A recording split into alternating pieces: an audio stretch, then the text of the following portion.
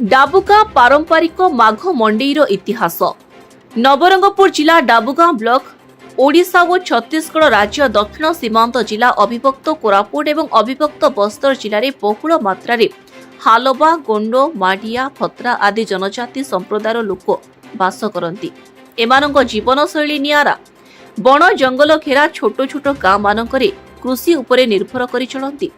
प्रत्येक ग्राम ग्राम्य देवादेवी को आदिवासी हिंदू पारंपरिक शैली रे उपासना करती। सनातनी हिंदू धर्म पुराण रे वर्णना करा जायथिबा 33 कोटी देवादेवी एमानक आराध्य। ऋतु अनुଯାयी जीवन को सारस सुंदर करिबा पई अनेक पर्व पालन करती। आधुनिकतार स्पर्श रे दियाली पाउस पूर्णिमा एभली केतेक पर्वपर्वाणीर रंग फिका पड़ी आसिलानी, किंतु निज निज गाँव में पालन करा जाउथिबा वार्षिक यात्रा मंडई आदि परंपरा को बजाय रखिबारे सामर्थ्य होई पारिछि।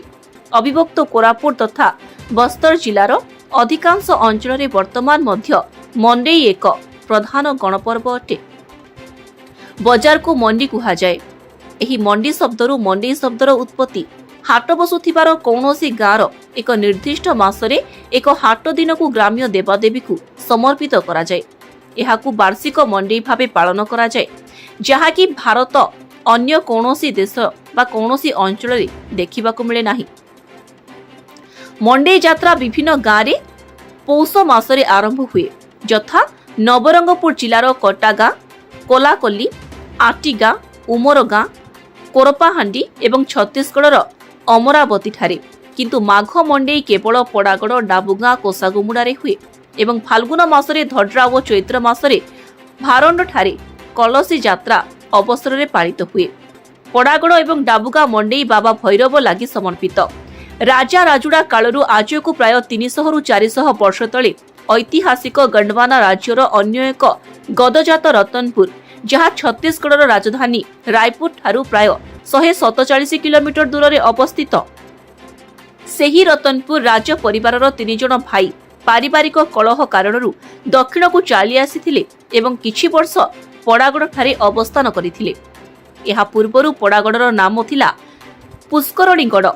सेमाने एही स्थान रे नूतन नामकरण निज पैतृक बासस्थली रतनपुर आगरे निज सांगिया राय शब्द जोड़ी एहाकू राय रतनपुर करिथिले।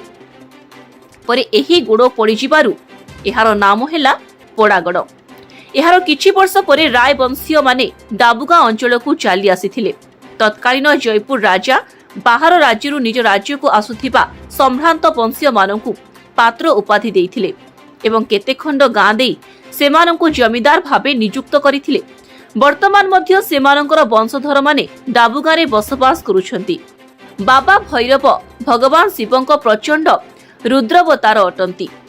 सेही राय वंशीय माने रतनपुर ठारे भैरवंक उपासक थिले, तेणु से माने जेउठी गले सेठारे बाबा भैरवंक स्थापना करुथिले।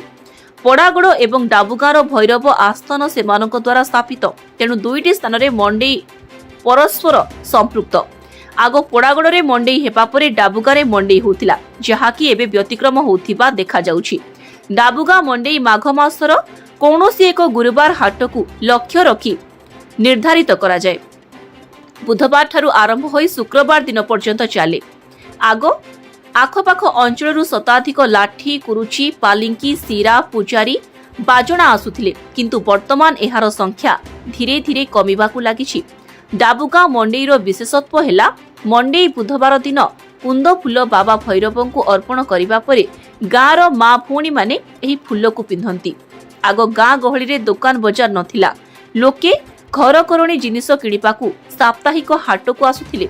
सेही प्रकारे वार्षिक हाट मंडई रे बहु दूर दूरांतररू दुकान बजार आसुथिला।